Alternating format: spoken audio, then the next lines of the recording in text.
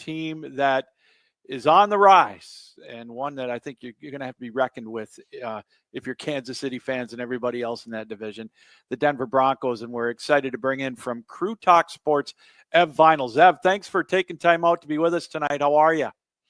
Doing well. Thanks for having me. Football is right around the corner, Lou. Week 1 of preseason, just about in the books. Yeah. I was locked in yesterday for the Broncos preseason game. I'm just a football junkie. I don't care if it's the Hall of Fame game, preseason game 1, 2, 3. I'm locked in. So how was your weekend?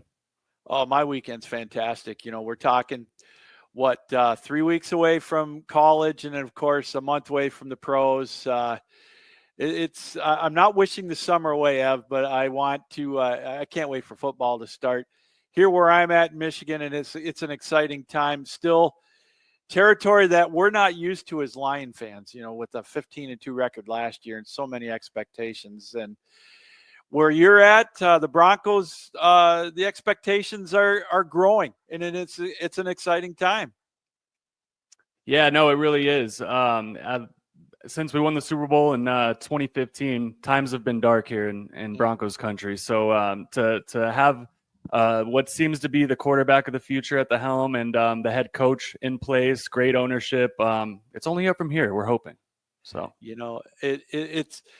it's an exciting time to have a guy like Sean Payton. The only thing I don't like about Sean Payton is the man crush on him from Colin Cowherd. All the talk about him all the time just kind of turns me off. But I look past that because, to your point, he's brought a breath of fresh air to Denver, a team rich in history, good history, successful history.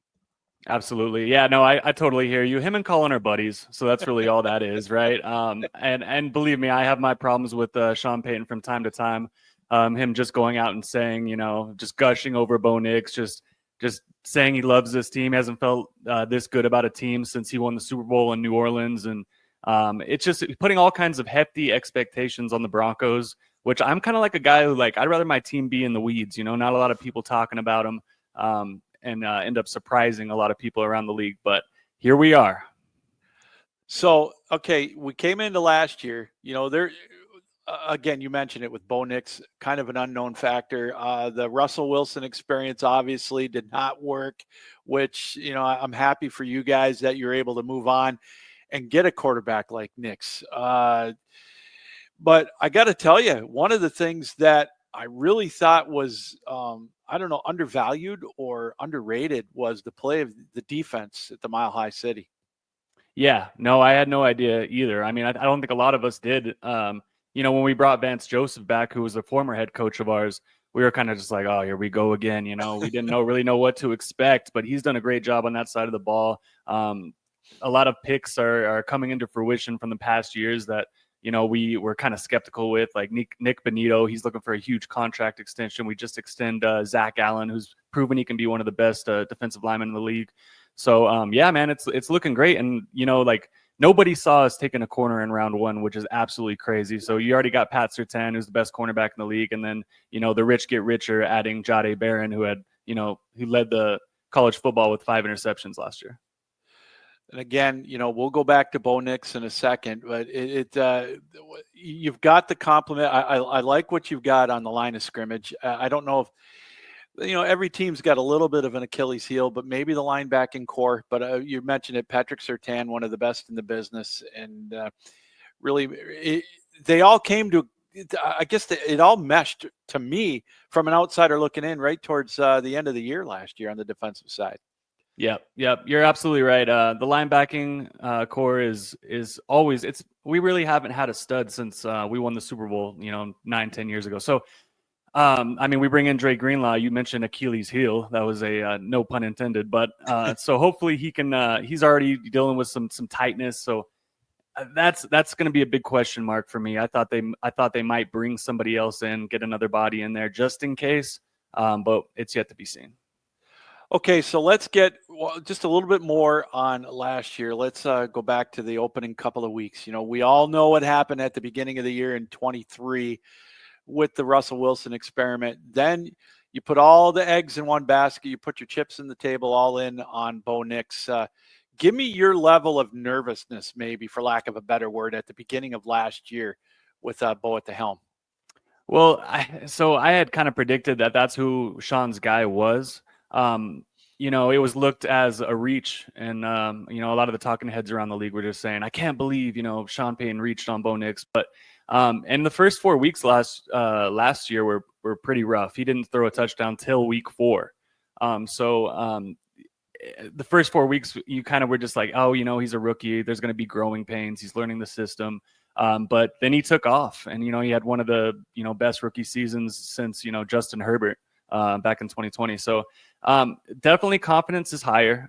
There's a lot more trust that goes in with it, knowing that he has Sean Payton with him. That system seems to be great for him. So, but I'm trying not to let myself get too carried away with it. Right, I got to see it another year.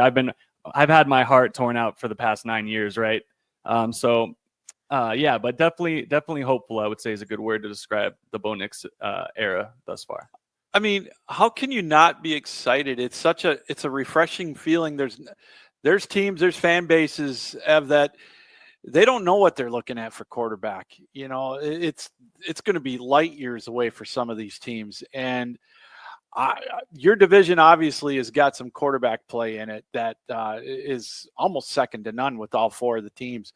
So how can you not be excited about Bo Nix?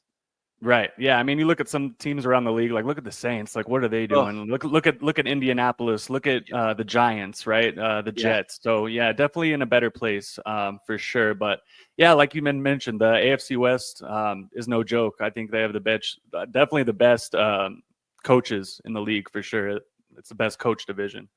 So let's go. What I want to do is I want to go to the draft. And the only reason I say that is because I absolutely love what you guys did in the second round, getting RJ Harvey out of Central Florida. And I just think with J.K. Dobbins, he's a good above average back, but we both know the injury history with Dobbins. I just love a guy like Harvey, who I think can step right in and be a number 1 back. Yeah, definitely. It's kind of hard to tell with all of Sean Payton's offenses. He loves to use multiple backs, and it just drives all of us here in Denver crazy. Last year, he just wouldn't let one guy get into a rhythm. But for the most part, his backs find success, right? And it's a lot of catching it out of the backfield. He loves doing that. So I mean, we're hopeful with RJ Harvey. He got some play last night, showed some good wiggle, showed some quickness. Still a lot to be seen, but I'm definitely glad they bring in a guy like JK who has showed that he's been, he still has some tread left on the tires, right? So I feel a lot better about that running back room now. Now can RJ Harvey take that next step and eventually become RB1 for the Broncos? What's your confidence level in Evan Ingram? Oh, that was one of my favorite signings because like the linebacker core of the Broncos, they don't really invest in that position. We haven't had a tight end in a long time either that we can absolutely rely on. I know he has some health issues, but he is just a reception monster if you need him to be. I think he's going to be the number 2 leading target on this Broncos offense this year. And then, of course, another wide receiver core. It's funny is you almost feel bad because they don't get the publicity. I know Sutton's, he's a name that a lot of folks know, but I don't know how I can say this. They're not ones that'll reach out and grab you, but they're consistently good with him and with Mims and Vale as well. Yeah, absolutely. It's kind of just a lot of no-name guys, but they all produce in their own way. It's one guy one week, another guy the next week.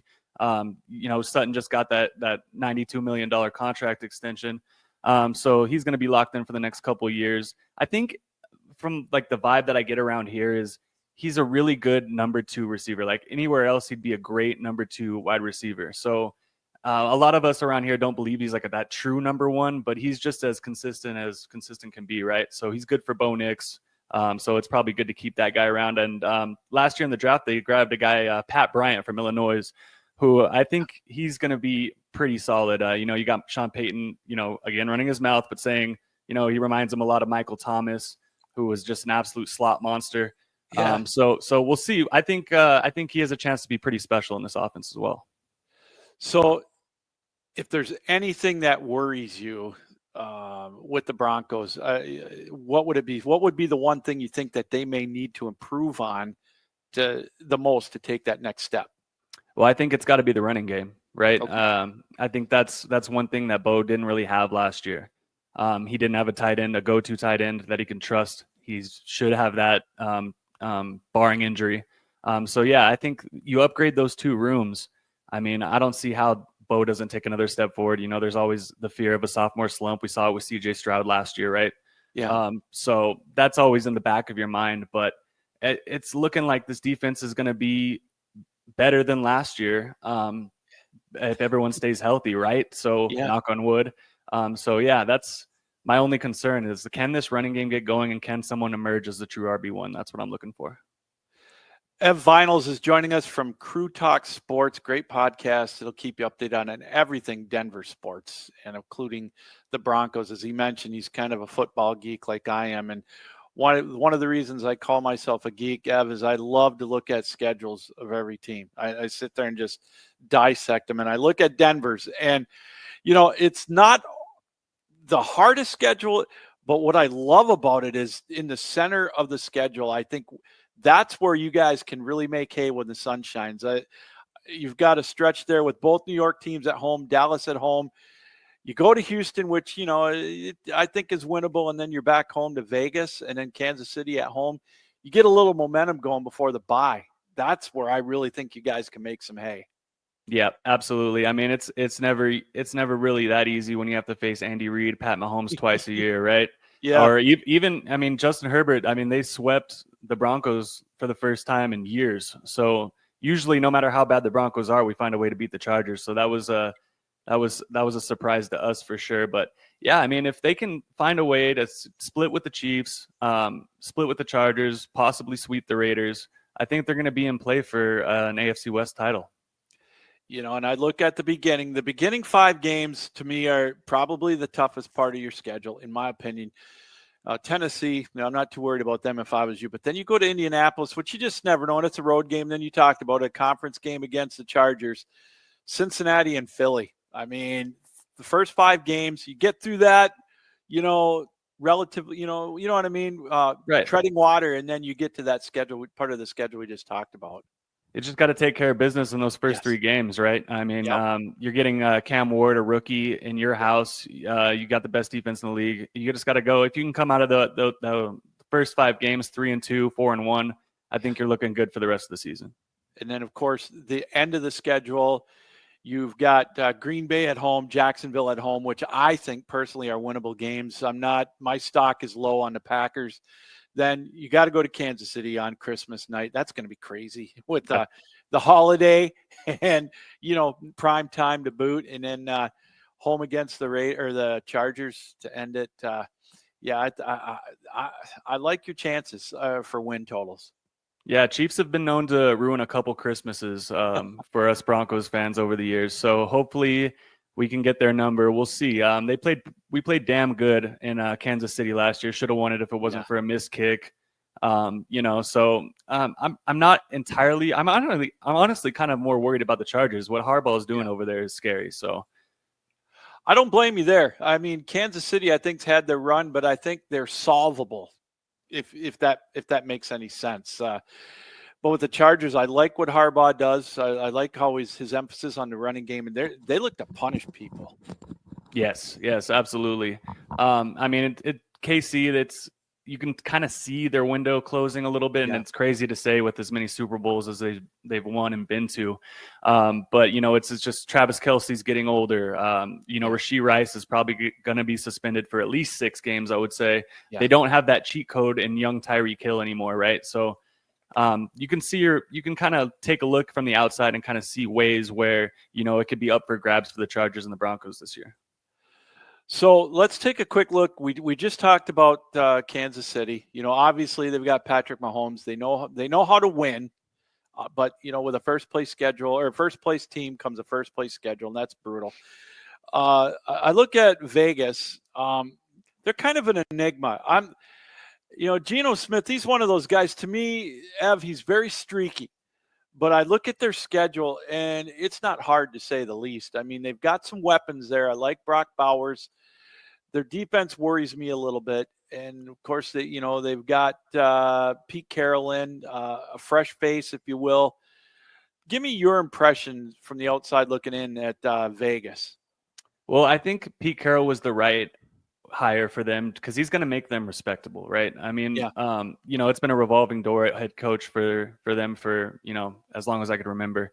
And it seems like how long does Pete Carroll really have left in the league? A couple Yeah. years, maybe. Yeah. But I think he's the right fit to get that organization going in the right direction. And then you're right, Geno Smith. I do not trust him at all as a quarterback, but you have that familiarity with Pete Carroll. He's going to know how to use Geno Smith. The last 2 years, they get the best skill position players in the draft in Brock Bowers, and now you add in Ashton Genty.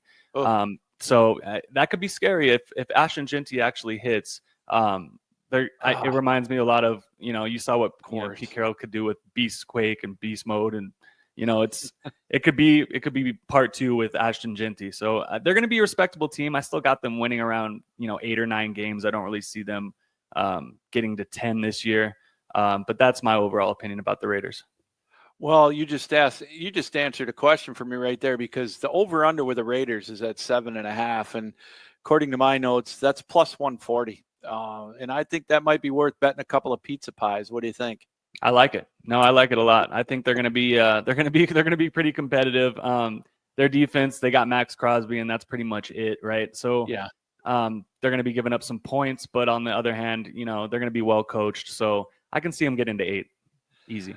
So a reminder here tonight on the show, as always, we are brought to you by the official secondary market of the Captain Lou Sports Network and the Extravaganza. That's SeatGeek. If there's a Denver game you want to go to, the opening home game or whatever, go to SeatGeek, use the promo code Captain Lou, and you'll get $20 off your purchase. It's free money. Why not? So go to SeatGeek and use the promo code Captain Lou for $20 off of your purchase. Ev Vinyls from Crew Talk Sports is with us here, talking Denver Broncos and the AFC West as we start our NFL 2025 division previews, if you will. And the last team, obviously, in your division, we just touched on them briefly a little bit, and that's the Chargers. Jim Harbaugh's second year. It always seems like wherever he's at, he takes a big step, be it San Diego University, San Francisco, Michigan, and now with the Chargers. He's got things in place. He's got obviously an above-average quarterback in Justin Herbert. I like Herbert, Ev, but he's a guy that he's got to win a big game sooner or later for the Chargers. You guys are in a stacked division. He's got to prove that to me. And that's something that's just yet to be seen. You're right. I mean, yeah. Around here in Broncos country, we always say Chargers are going to Charger. They're always the offseason darlings. During the offseason, the talking heads are picking them to go to the Super Bowl. And it's just like, I got to see Herbert win a playoff game first. And that's just, he just that whole team seems to crumble in big moments. I don't mind it being a Bronco fan, but it's yet to be seen. The talent's there. And like I had said before, they swept the Broncos last year. So, they're the team to kind of watch. I think last time I checked the odds, the Broncos and the Chargers were tied at plus 310 to win the division. Yeah. So I will be sprinkling on a little bit of both, possibly when we had talked about, we were picking winners of the AFC of division winners a few weeks ago. My co-hosts were getting mad at me because I couldn't put the Broncos at the top just because, that we lost to the Chargers twice and the Chiefs have just been top dog for the past, almost a decade. So I got the Broncos right there at the second or third spot. I'm leaning towards the second spot, but I just got to see it first, Lou. Oh, I get it. I like where you're coming from. You want to temper your enthusiasm. I mean, I'll give you an example. All the Tigers fans here that were ready to, indoctrinate the Tigers going to the World Series. Now everybody's ready to jump off the Mackinac Bridge because the lead is shrinking right now. But getting back to the Broncos, their over-under right now is at 9.5. And to me, that's at minus 110. I'm all over that because I look at your schedule. I think 10 wins is very achievable in that division. And the reason I say that is because I like the schedule you have besides the division. And you got both New York teams and Green Bay and Jacksonville. I just think that there's wins to be out there. 9.5 to me, or getting to 10 at -110 to me is pretty achievable. Yeah, we're all over that as well, Lou. So we will be locking in those bets here pretty soon. It's crazy to think just how far we've come in a year where it's like, if we win 9 games, I'm gonna be disappointed, right? So Yeah. it's 10, 11. I've seen as high as 12, which I can't get there. I can't get there personally. Not saying it can't happen, but if it's anything less than 10, it's a failure in my opinion. So on a personal note, what was the first Broncos game that you've been to in person? Oh, it was first Bronco game I went to. I think it was definitely a Tebow game where I think they were playing Kansas City, and I think the final score was like 9-6 or something. So it was absolutely horrible. But you got to enjoy a lot of those Peyton Manning years. I went to every playoff game that year. We won the Super Bowl against Pittsburgh, the divisional round. I went to the AFC Championship against the Patriots. And then a couple of our friends actually went out to Santa Clara for the Super Bowl. So we were just absolutely locked in. But that's one thing I love about Broncos fans and Broncos country is that I don't know if you've ever been to that stadium. Have you? No. Have you ever? It's a riot. It's a madhouse. It's just that's why I just feel so terrible for poor Cam Ward, who welcome to the NFL. Here's the best defense in the league, and that crowd's going to be like a pack of rabid dogs out there. So we're excited. Last question. One of the last questions I have to ask, especially for all of us Detroit Lion folks, is John Morton, our new offensive coordinator. What is he going to help bring the Lions to try to get the next step to the Super Bowl? Well, that's going to be a big question mark because, you guys just had Ben Johnson ship off to Chicago, right? Yeah. So he was just doing amazing things with that offense. I just think that you guys have too much talent for that offense to take a step back as a whole, right? I think he's just going to be solid. I think you're going to see hopefully a lot more Jahmyr Gibbs for fantasy purposes, but you got David Montgomery, who's also a solid running back. I think what you're going to see is maybe a little bit more emphasis on the run game, more than already so. Kind of take a little bit of weight off Goff's shoulders. I saw that you guys do have one of the toughest schedules in the league this year. So I think the games are going to be a lot more competitive. I think they're going to want to slow those down, and the best way to do that is just to pound the rock, man. I hope you're right. Jahmyr Gibbs, it's a lot of fun to watch. And Montgomery, I think, is going to be playing with a little bit of a chip on his shoulder because he feels like he kind of disappointed everybody last year, which is kind of hard to believe with a 15-2 record. But you're right, the schedule is going to be brutal. Ev, tell us a little bit about what you do with all of your podcasts. Yeah, so man, basically we're talking everything sports, man. We got a good a betting segment that we like to lean on every week, at least once or twice a week. We're always locked in, giving you guys locks that we love. So be locked in for football season. We're going to be doing, touchdown scores every week. We're going to be giving you parlays to tail. We also just talk about anything breaking news. And we're also really big into fantasy football. So if you have any fantasy football questions, definitely lock into Crew Talk Sports, man. Hit us up and we'll get those questions answered for you. He's Ev Vinyls from Crew Talk Sports, kind enough to join us here tonight, talking a little Denver Broncos football. He's got me excited to place that bet over 9.5 for sure for the win total, and it's going to be a lot of fun watching them. Year 2 of the Bo Nix experience as the Broncos look to take the next step. Ev, thanks for taking time out to be with us tonight. Really had a lot of fun. Yeah, no, thanks for having me, Lou. Anytime. If you want to hop back in and talk some football during the season, just holler at me. All right, there we